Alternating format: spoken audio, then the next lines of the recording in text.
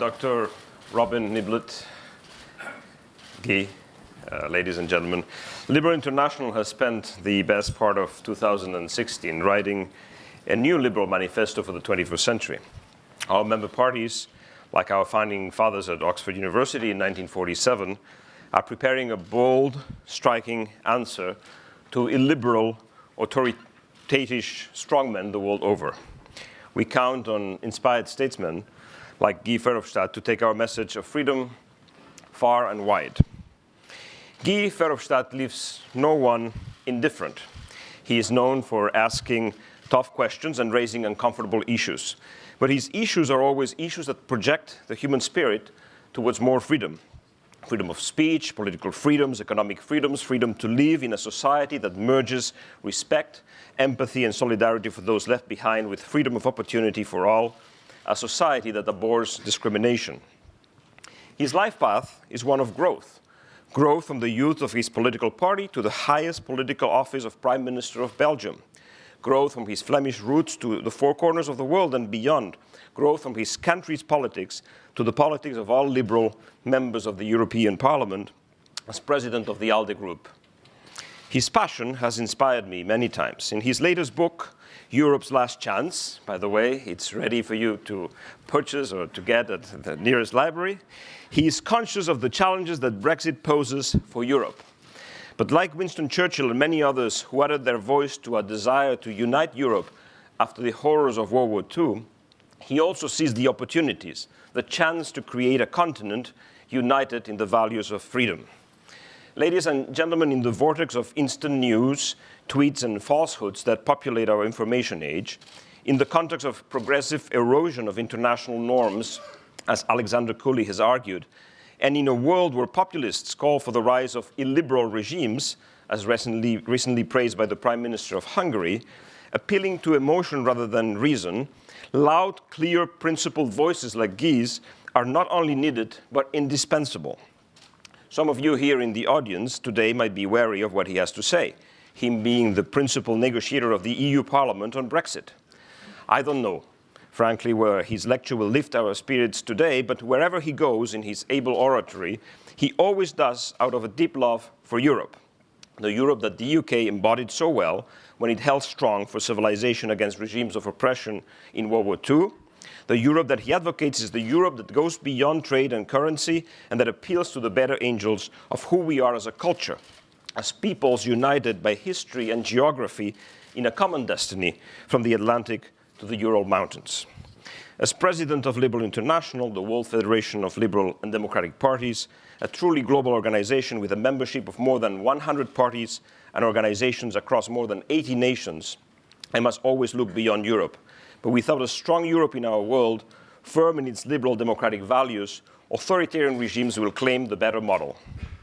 I am very honored and proud to present today in the Liberal International series of Isaiah Berlin lectures held again here at Chatham House, our lecturer, politician, writer, thinker, negotiator, MEP, and most important, Vice President of Liberal International, Guy Verhofstadt.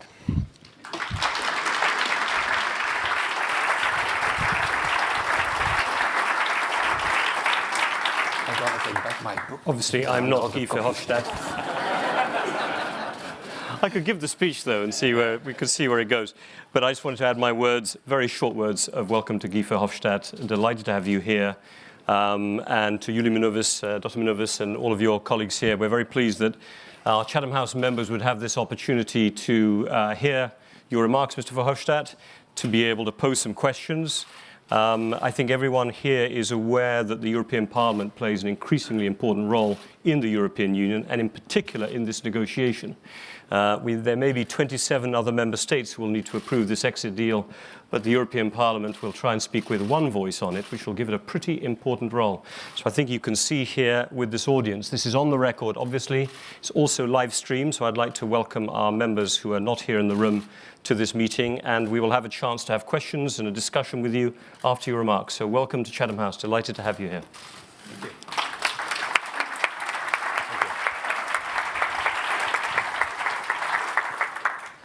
So thank you very much. First of all, my thanks to Liberal International for the opportunity to have this lecture here this morning. Thank you also to Chatham House to host this meeting. Nevertheless, I was a little bit depressed when I entered here in the room because I had asked that, or ordered in the US, I have an American editor, Perseus Group, with the brand Basic Books. So I ordered a number of copies to sell them here. And what is happening, there is not only a Muslim ban to go inside the US, apparently there is also a pro-European publication ban that these copies never arrived from the US here. So, and that's unfortunately, so that's my only copy, and I'm going to take it with me now at the end of my intervention. But it gives me the opportunity to launch this book in London, this lecture. This book, Europe's Last Chance, appears as, in my opinion, the European Union is under serious threat. Under serious threat, in fact, from three fronts, from three sides. First of all, and we know it all, a radicalized political Islam who is responsible for a number of attacks on European soil. And that started already in 2004, you remember, Madrid, 2005, London. And then came Paris, Brussels, Berlin. The second front and the second threat is certainly Vladimir Putin, who is trying to undermine the European Union from inside with cyber attacks, also financing, as we all know, anti-European far-right political parties. Wilders in the Netherlands, Le Pen, with one or other loan and credit in France. And I have to tell you, I come back from the US, and my impression is that we have a third front for the moment, undermining the European Union, and it is Donald Trump, who have joined them across the Atlantic. As you know, and you have seen yourself, Trump spoke very favorably of the fact that also other countries will want to break away from the European Union, and that he hoped for a disintegration of the European Union. Certainly based on the enormous influence of his chief political advisor, Mr. Bannon. Steve Bannon is unmistaken. He sent people now to Berlin, to Paris, to prepare the ground for similar referenda as Brexit. And I just came back from that book tour in the United States, and I can tell you that everybody, every European that I met there had only one conclusion, that is that the European Union has fewer friends than ever in the United States today. So this book, and the book tells you three things, and that's the reason why I wrote it. First of all, why a disintegration of the Union could happen. And the second is why a disintegration of the Union would be a disaster, if it happens. Not only for Europe, but also, I think, for all our allies and for the world. And third element, how to avoid it, this disintegration of the Union. And that brings me by the first question. Why is Europe in crisis? Because, let's be honest, it's completely ridiculous to ignore that there are problems with the European Union. If you read my book, you're going to say, oh, what a Eurosceptic book it is.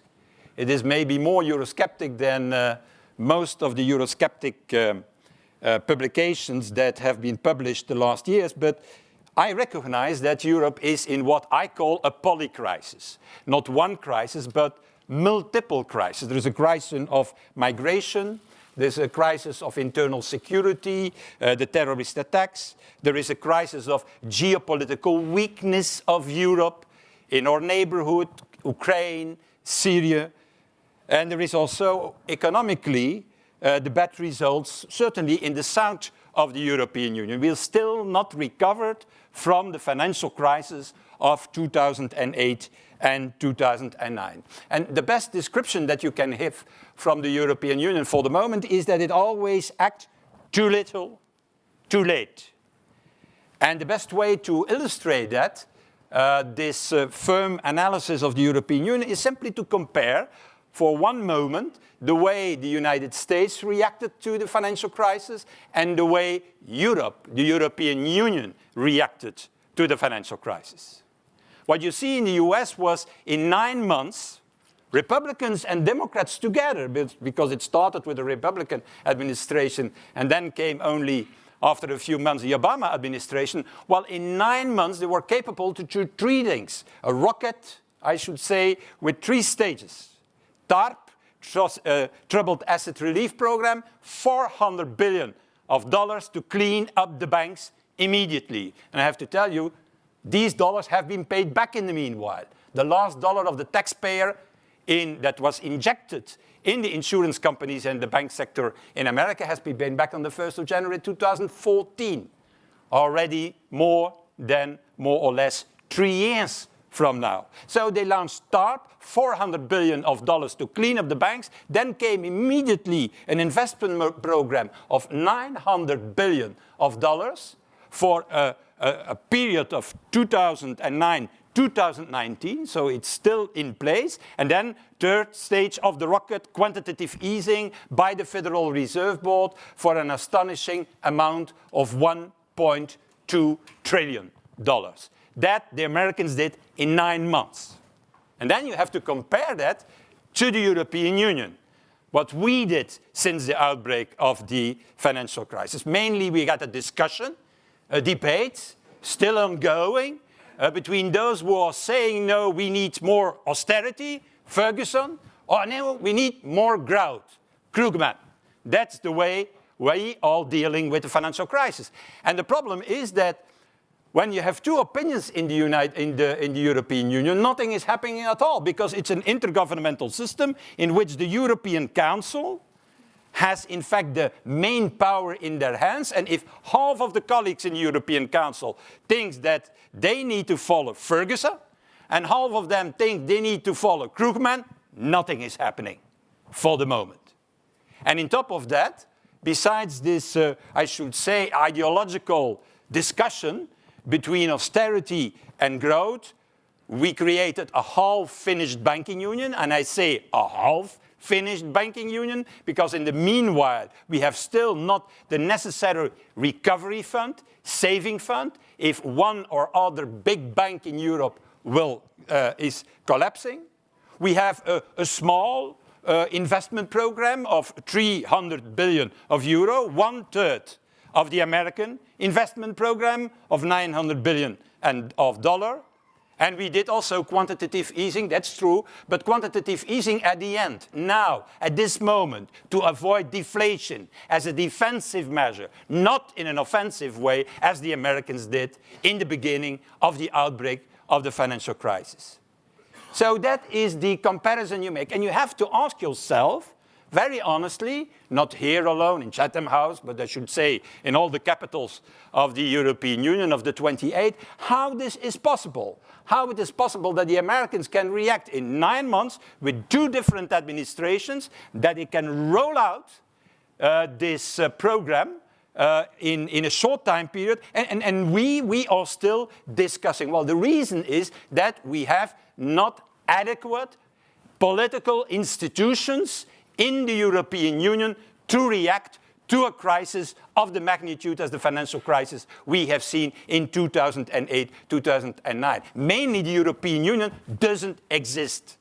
They tell you here in Britain maybe that it exists, but in fact it doesn't exist. What exists is a loose confederation of 28 member states still based on the unanimity rule. The unanimity rule, a Luxembourg compromise, a solution that was found to overcome the blocking attitude of Charles de Gaulle, and who is mainly saying that when the interest is at stake of one of the member states, they can use a veto against whatever decision that is taken on the European level. So we have, in fact, no union. We have a council, an intergovernmental method, where the 28 heads of states and government have to agree before anything can happen. And we all know that institutions are key. I know it's far difficult as a politician to talk about institutions because people are saying, no, it's not about institutions, it's about policies. No, it are institutions who are responsible for policies. If you have bad institutions, you will have bad results. And it's not in my book. Nevertheless, I have referred a few times in it. There is a fantastic book that have been published 2 years ago, 3 years ago that I like a lot. That is a book of Robinson and Akemoglu, Why Nations Fail. And it's a book that's very interesting for a politician because the main point in the book is it's about politics, stupid. So that's an interesting opinion for a politician. And what they are mainly saying in this book is that if you have not the rule of law, not good property rights, not a democratic system, not applying democracy in all its forms, you will have bad economic results. And they give the example of Nogales, a little town on the border between the United States of America and Mexico. In the north, they are 5 times richer than in the south. And they are the same families, they have the same disease, they eat the same food, in fact, Mexican food, naturally. But the difference is that in the north, they are 5 times richer than in the south, because in the north there are good institutions, and in the south there is corruption, there is not rule of law, there is a lack of democracy, and so on. There are other examples, and North Korea, South Korea is maybe a more evident example of this. While this is also applying to the European Union. If you don't have the right institutions in place, if you continue to be a loose confederation of member states still based on the unanimity rule, you will never be capable to act at the right moment, and you can disappear, as disappeared in the past also nations who have based their political thinking and their decision making on unanimity. I'm always saying, and it was a fantastic tour in the US. Imagine one moment that the US should be governed like or 28 member states or European Union. How should it work? First of all, no Obama, no Trump. You could have 3 presidents, so that's the first change. Second change is it should be the 50 governors of the US coming together 5-6 times a year, who will decide on everything in the US based on the unanimity rule. Everybody should say, but that's nuts, that doesn't work at all. And then with the possibility for certain states to withdraw from the union or from the federation. For example, California is saying, well, this dollar, interesting currency, but I want to come back to the Spanish peseta, like in the middle of the 90s. That seems to be better. Or for example, another state like Florida is saying, American Border and Coast Guard, not with me. I do it myself. I take an opt-out, we call it, in Europe, from the Border and Coast Guard. Or, for example, Vermont or Washington or another state saying, the FBI, interesting organization, but not for me. I'm going to not participate. That was created after the murder of President McKinley, as you know, in 1901, after a terrorist attack. And that murdered McKinley, and they created FBI, but not for me. I'm going to do an opt-out also. Maybe later on with an opt-in. You never know that I can change my mind. That's the way we are working in the European Union. I didn't do it in the American print, but I did do it in the Dutch print. I put as an annex all the different European unions that exist today. In total, I have 12 maps, 12 in total. And I limited myself, I can tell you. The European Union of the single currency, the European Union of Schengen, the European Union of the justice and cooperation, the European Union of the European patent, as we have now, with only 26 member states participating, without Italy and without Spain. So such a European Union cannot work in the world of today. And in my opinion, and that is the main purpose of the book, we need a deep reform. And the Brexit is a golden opportunity, I should say, not only to discuss, to negotiate with our British partners, a new partnership between the European Union and Britain, but also to get or act together inside the European Union. For me, that second track is as important, if not more important, than the first track. And the building blocks to build up this European Union that is effective, that can act, that can work, that not a superstate where some people are talking about. When people are talking about the existing European superstate, I'm always thinking myself, what they are talking about. The superstate with a budget of 1% of the European GDP. 1%, that is the budget of the European Union. And from this 1%, 80% is in fact money paid by the member states going directly back to the member states. So the real budget of the superstate European Union is 0.2% of the European GDP. And from the 0.2% of the European GDP, you need 0.06% to pay your civil servants, to pay your agencies, to pay your institutions, to pay the pensions of all these people later on.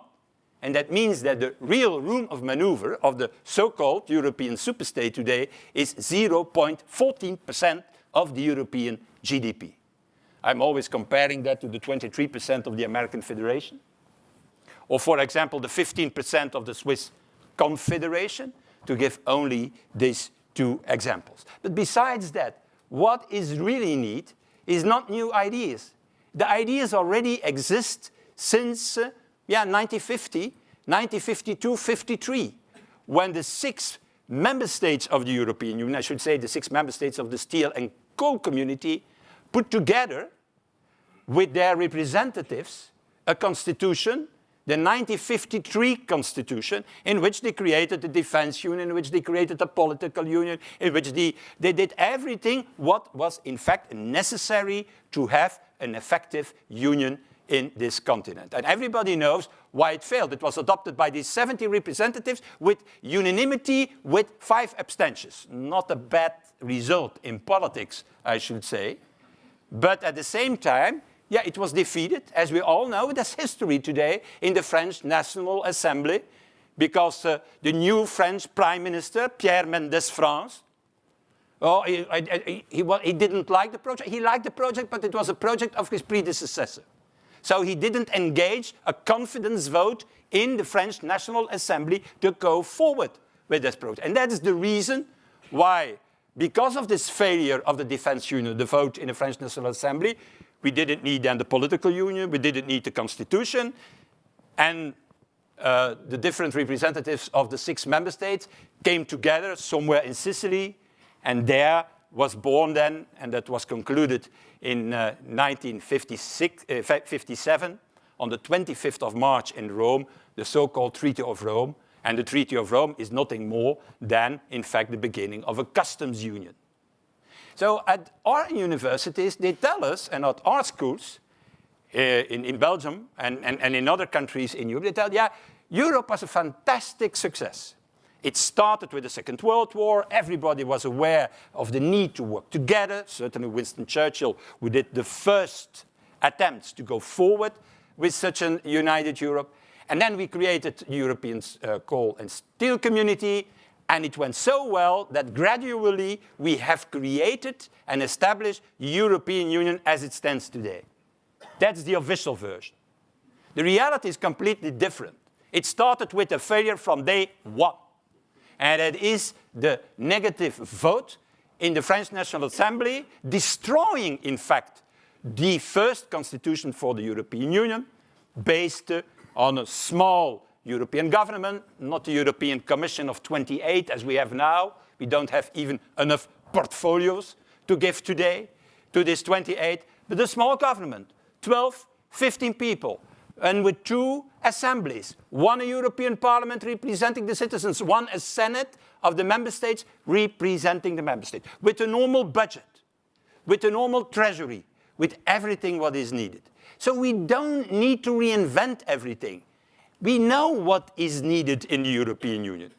We have the building blocks. We know that we need a government for the single currency.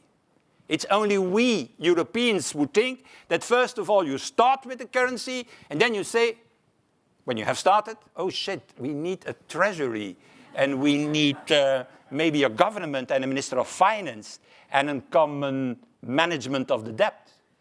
The Americans know that they only started with the dollar not in 1785 when the Federation was created. In 1785 they created the Federation. Then there was the battle between Jefferson and Hamilton. And that created then these treasury certificates and the American treasury and so on and so on. And only later on, in the beginning of the 19th century, they started with the common currency. As I said, we are more intelligent. We do the opposite. The same for Schengen. We start with Schengen, and once Schengen is in place and everything, is pretty, find it a good idea, then we say, oh yeah, by the way, we need maybe a European border and coast guard. Is it not, in fact, more intelligent, first of all, to organize your management of the external border and then to abolish your internal, in fact, checks at the borders, as we have done years ago? We do it now with a budget of 250 million. That is the budget of the European Border and Coast Guard. I'm always comparing that with the $32 billion for Homeland Security, at least for these agencies in Homeland Security who are responsible for that. The same on the issue of the common fight against terrorism, intelligence sharing, investigation. You need capacities. I have enough of all these leaders in Europe who are always saying, yeah, but that's not necessary for Verhofstadt. No, we don't need that. That's Europe here. We need more coordination. That we need. The word coordination is every time used to not do what is necessary and to have not the intention to start, for example, with an investigation and intelligence capacity. The same for the defense union. I'm going to only, I know, I have already abused my time, but I continue a little bit still. If you invite a politician, you have to take the risk. So there's the deuce. So the defense union, why a defense union? Because we are spending, ladies and gentlemen, more or less 40%, 42% of the American military budget. And you could say that's not a lot, 42%. I can tell you it's a lot, 42% of the biggest American budget, the military budget in the United States of America. That's the input. Now the output. We are only capable to do 10 to 12% of the operations of the American army. So I'm a lawyer. I'm not a mathematician. Nevertheless, I was once Minister of Budget, but okay, that doesn't mean anything, because the only thing what you need to know as Minister of Budget is the word no. So mathematics is absolutely not needed for that. So I don't know nothing about mathematics, but I know that if you spend 42%, and that is what you put in your military expenditures, and you can only do 12% of the operations of the American army, well, I think you are 3 times, at least, maybe 4 times less effective than them. And why? Because we duplicate everything in the European Union. Every country has his strategic air transport. Every country has his tactical battle groups. Every country has his medical services. And the numbers of cooperations between armies in Europe, there is a huge inflation. Everybody is cooperating with each other.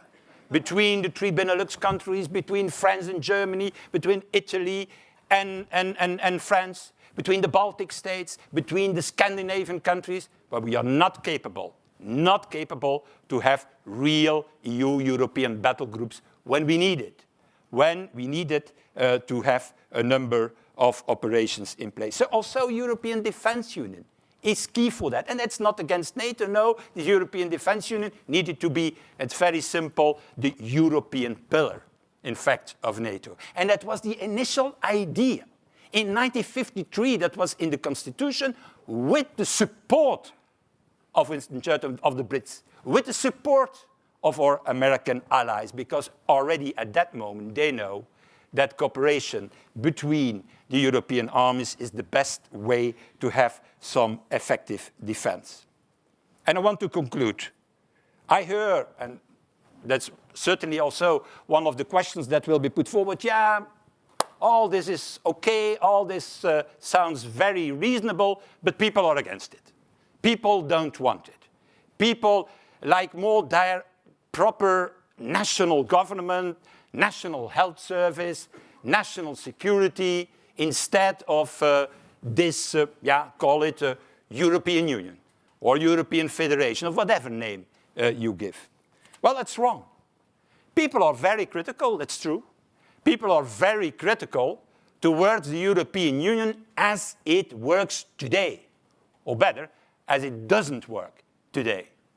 They are very critical to every aspect of it, and they are right. It doesn't work. Not concerning the migration flows, not concerning the refugees, not concerning the fallout of the financial crisis, not geopolitically. But they are not against Europe. Every survey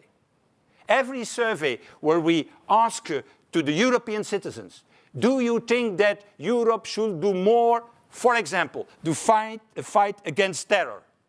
82% of the citizens respond, yes, Europe needs to do that, but not the way they are doing it now. When you ask them the question, do we need more, for example, protection of external borders by Europe? The answer is 71% yes, but not the way it's working now, where there is in fact no management of the borders. And we let it all in the hands of the Italians and the Greeks, and we see what is happening later. The same is about migration, 74%, about the fight against unemployment, 77%, and even more than 60% for a common European defense union. On the 13 questions that are normally put for the European citizens on, do you believe that there is more European cooperation needed? And then there are 13 fields. On 12 of 13, there is a majority of the European citizens who want more common action, but not the action of today. Not a loose confederation that is always acting too little too late. That is the reason why they fall into the trap of nationalist and populist, and that will certainly continue if we can put forward for them a vision, a project that can work and that gives the direction of what Europe needs in the world of tomorrow. A world of tomorrow who will be less secure, who will be more protectionist, and a world, in my opinion, in which the European Union has to defend its values, as we have seen now, for example, the last days with the Muslim ban coming from the other side of the Atlantic. The only thing what I want to say to end my intervention, President and ladies and gentlemen, is that I am astonished to see lots of people who say, well, national identity, nationalism is maybe a better basis to organize Europe in the future. I'm astonished by the levity with people are talking about nationalism and national identity in Europe. Forgetting what? Well, because we invented nationalism, that's for clear, in the 19th century in Europe. But apparently we have forgotten what disaster, what atrocities that so-called national identity thinking and nationalism has created in Europe. Because the problem is not national identity is itself, it's when national identity is based on ethnicity and not longer on values that the problems start in Europe. I think it's an enormous risk to think from the other side of the Atlantic Ocean that, again, we need to organize this old continent based on nationalism and national identity. 20 million people have died because of nationalism in Europe, because of the Shoah, ethnic cleansing, the pogroms. There is no one family living on the continent, and certainly also not in Britain, who has no grandfather, grandmother, member of the family who was not a victim of these stupidities and of these atrocities at the end of the 19th and the whole 20th century. So putting your political thinking and the future organization of Europe on nationalist idea is the most stupid thing what you can do. It's playing with fire. knowing what it had created in the past. And that's the main reason why I have written this book. Thank you very much.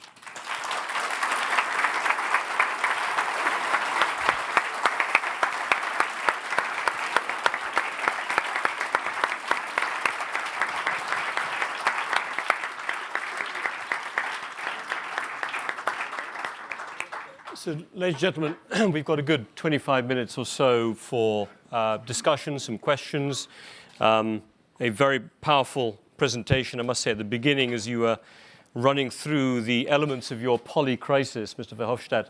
I could see a lot of British Brexiteers nodding and saying, exactly. Yeah. But I agree with them on that point. Yeah.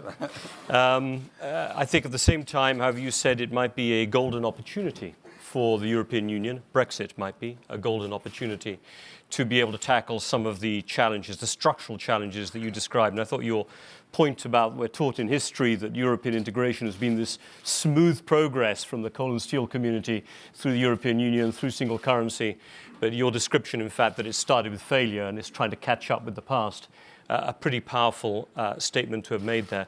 Dr. Minovis, I thought we agreed you might have one question or one point you wanted to make, because then I'm going to get the audience here in. But if you had one question or remark you wanted to make first. Very fast. I was very happy to hear Guy Verhofstadt talk about this history of Europe, not as a streamlined history, but with its difficulties and at the beginning already.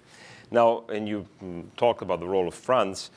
You see, in school, I was told always, in my school, that it was the Franco-German alliance that built Europe, and that as long as that was strong, Europe would be strong. I would like to ask you, where is that now? Is there a Franco-German alliance at the core of Europe? Is that something that we can rely on in the future? Is it something that we should rely on? I think it's key, a Franco-German alliance, but based on the right ideas, on the right vision. If it is to promote an intergovernmentalism in the future, I think it's not very helpful.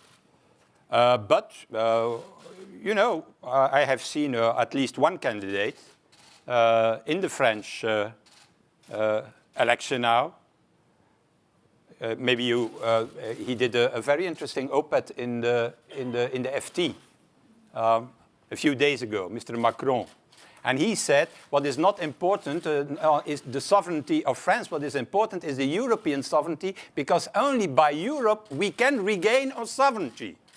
I think it's a fantastic thing for a Frenchman saying that.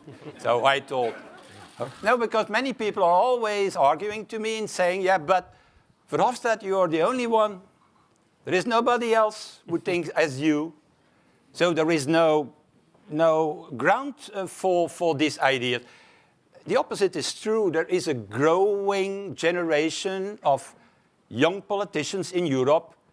I spoke about Macron, but I could speak about the opposition movement in Poland of Nowoczesna, now at 25% in the polls, and behind these big pro-European rallies of 250,000 people at a certain moment in Poland.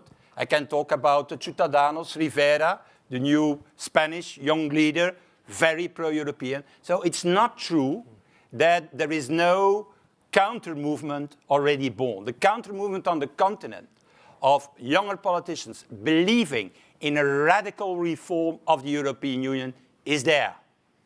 Maybe they are not so strong for the moment as the nationalists are, the populists are, but there comes a day that they will be stronger than them, because it's the only way forward for the continent. And the fact that such politicians, also in France, have the courage, I should say to the public opinion in general, and doing it very well in the polls. So I don't hope that this is that my intervention and my support for him is now destroying his chances. So, but in any way, that is, we have to know that if today nationalism and populism has become the ordinary talk under politicians, the counter movement is already born and will be the fulfillment of the dream of the founding fathers of the 50s. There is no other chance. The other possibility is full further disintegration of the Union. Is the one or the other. Right, I've got a question already at the front here. Please make sure you let us know who you are before the questions come in.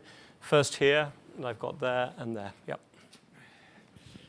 Thank you, Tom Brake, the Liberal Democrat Foreign Affairs spokesman. So thank you very much, Guy, for coming to speak to us today. You may be aware that the doomsday clock is 2.5 minutes from midnight. So you need to get your books out in the bookshop soon. Okay. We are going to be debating the bill, the Article 50 bill, tomorrow, and that is how long it is. As a party, we will be pressing for people to have a vote on the terms of the deal, and I hope you might support us in that respect, and also pressing for the government to negotiate continued membership of the single market. So I'll be interested in your views on that. But perhaps most importantly, what role, if any, do you see for the United Kingdom in the future in the reforms that you have set out that you believe are necessary within the European Union? Well, I think to start with your last remark, if there is a positive effect of Brexit, then it is, in my opinion, that it is an enormous wake-up call for the European leaders to get their act together.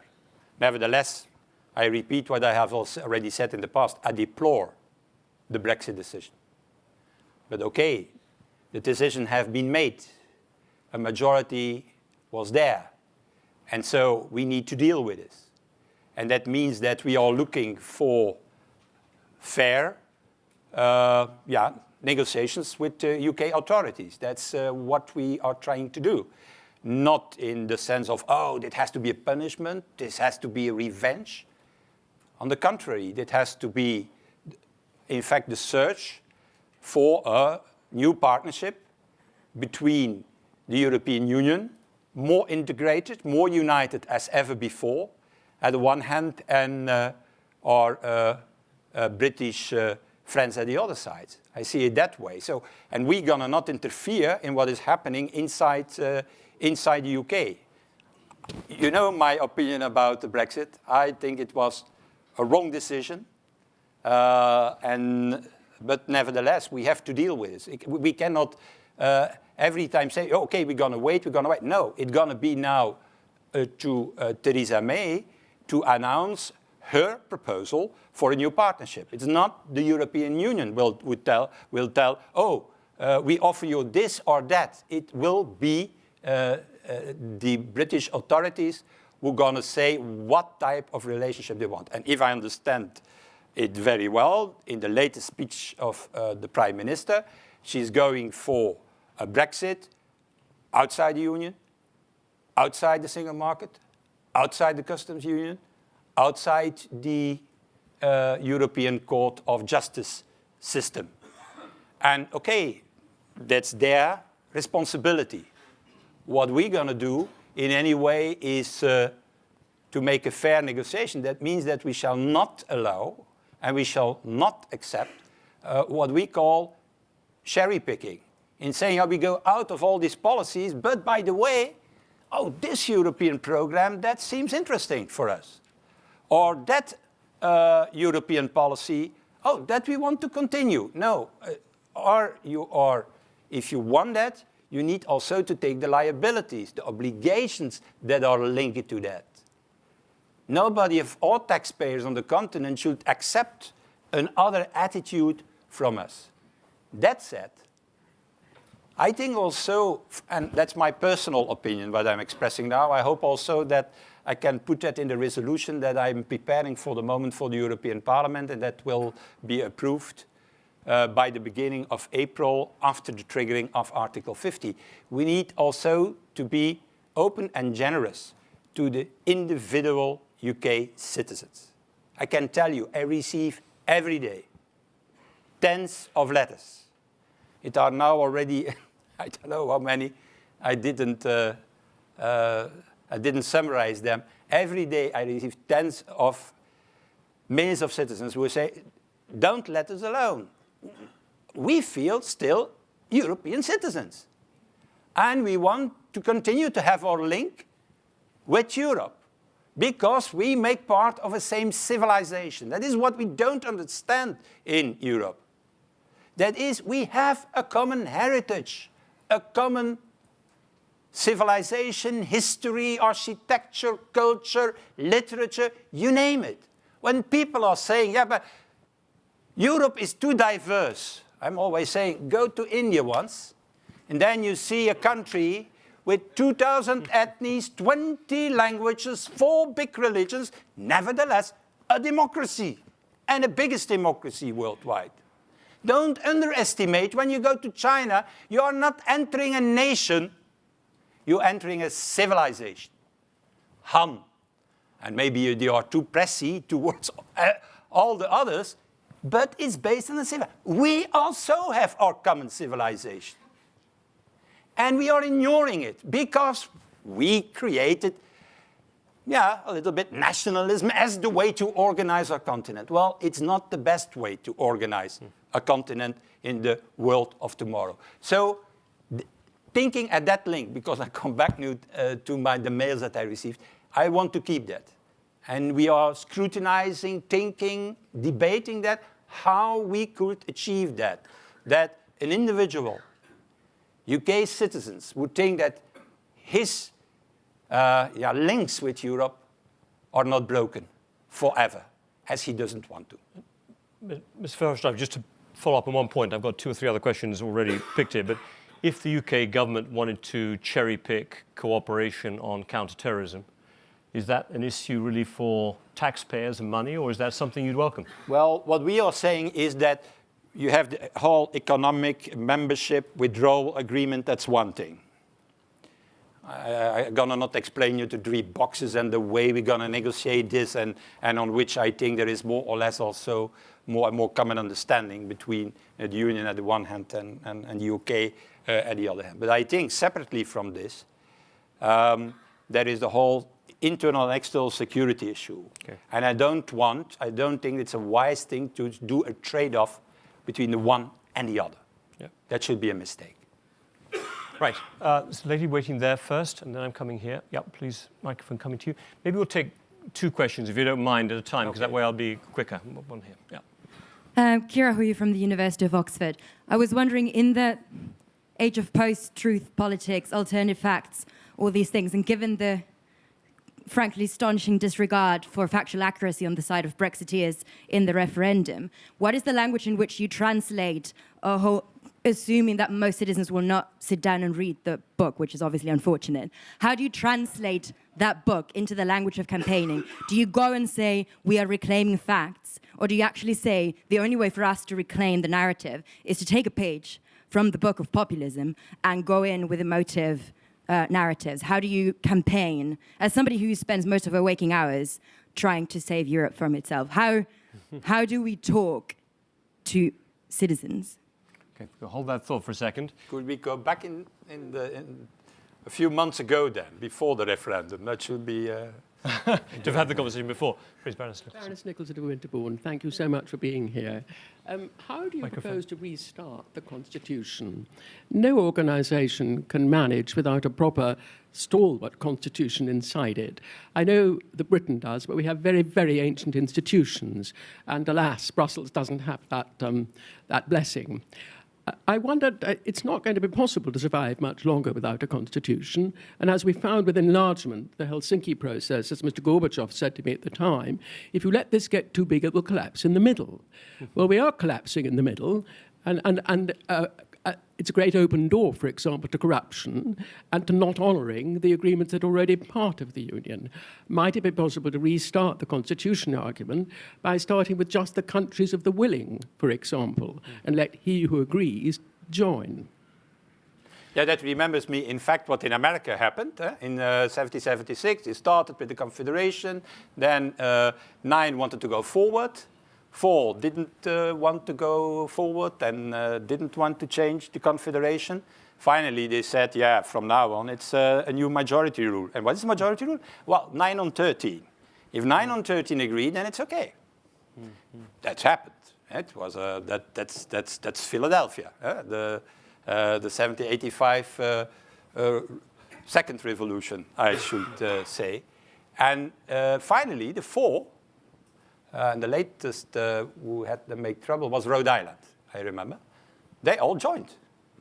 So we are also in the same process, I think, inside the Union, in which we need to go forward with a vision, with a project. And I'm pretty sure of one thing, that at the end, every of the 27 will join this further building of, building again, I should say, of an effective and, in my opinion, even less bureaucratic European Union, if we have the courage to do so.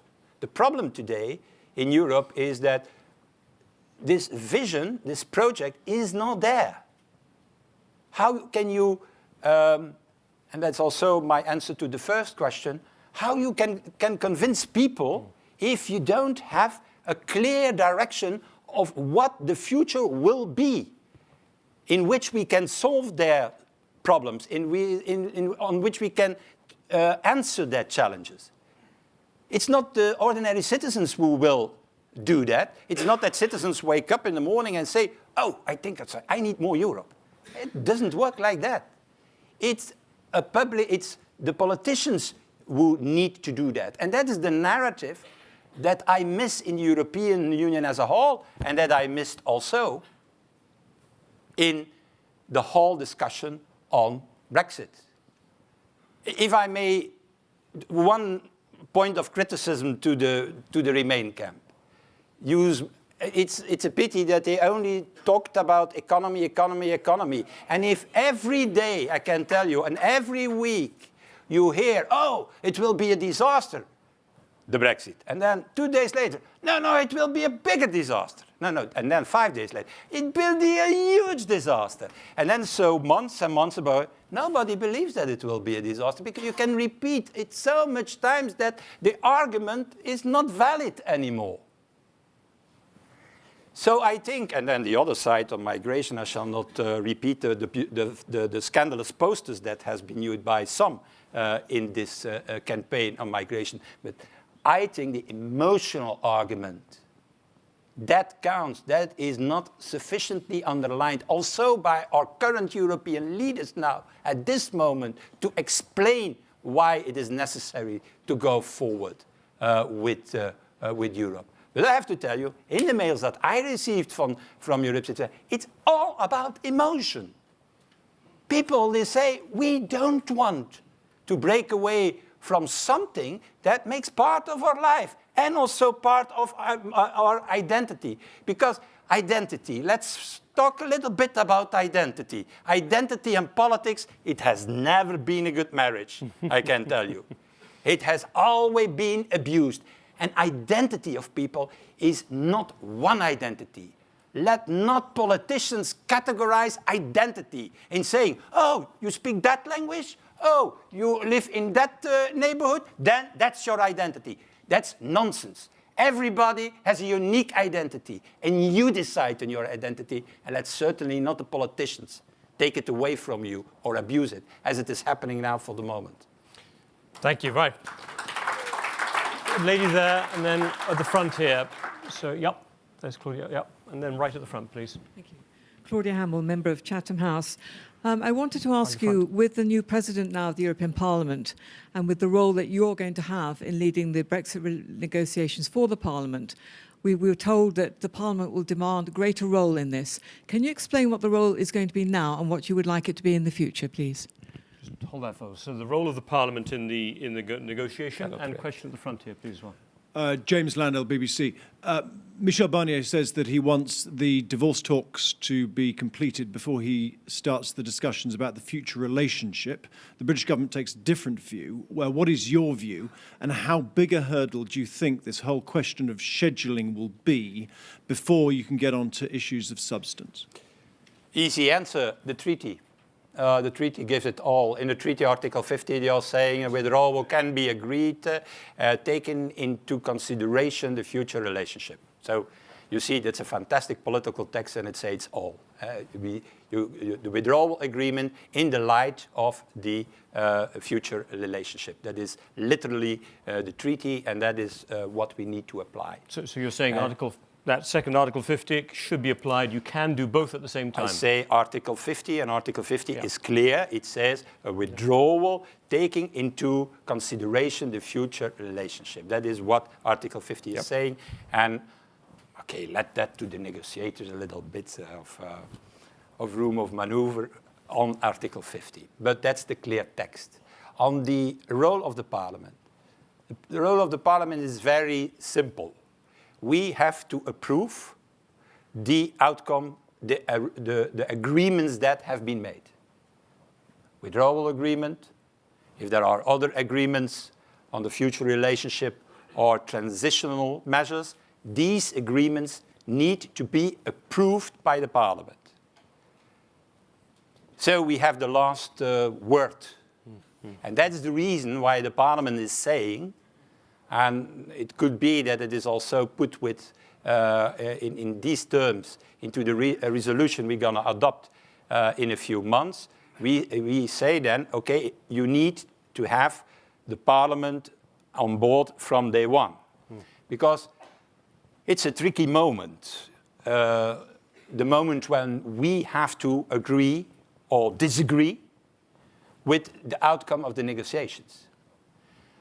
Timetable is as follows. If we start by the end of May, beginning of June, the negotiations, take then 14 or 15 months, and then has to start the so-called consent procedure in the Parliament.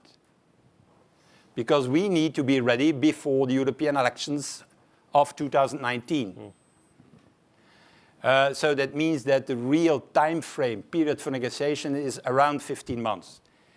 And we start on the consent procedure in a quite sensitive moment.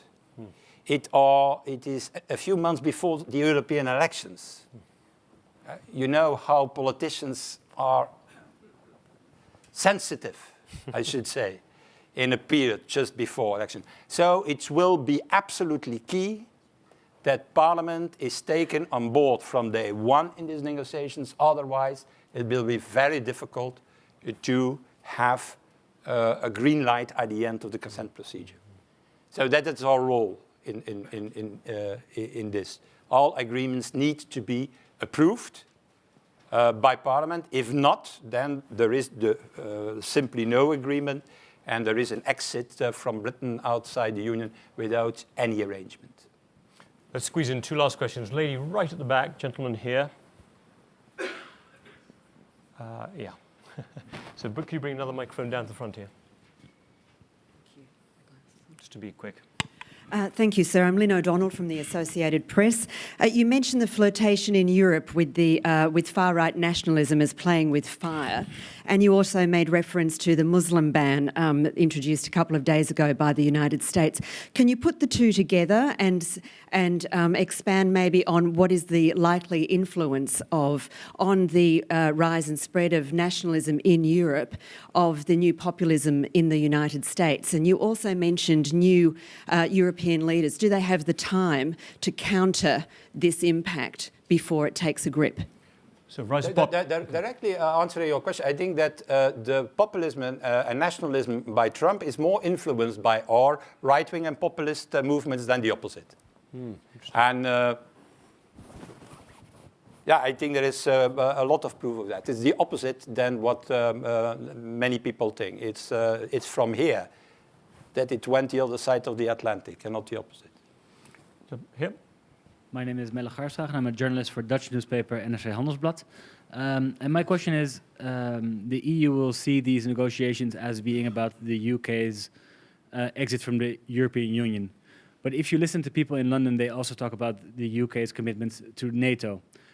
Someone today told me it is the elephant in the room. How do you react to that? And how do you, I assume from your point of view, prevent these negotiations from being more than just the UK's exit from the EU?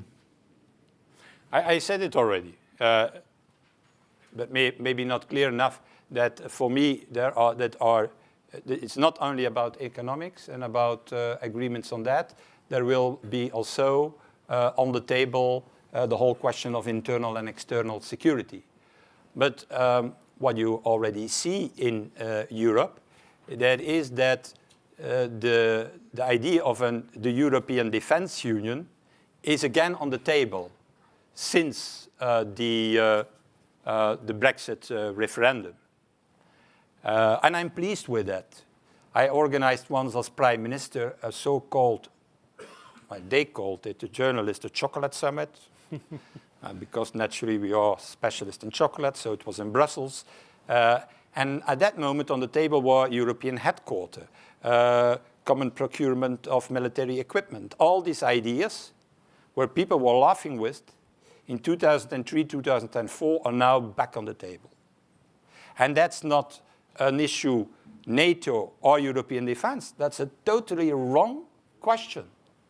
European defense is absolutely key also for NATO, for the North Atlantic Alliance.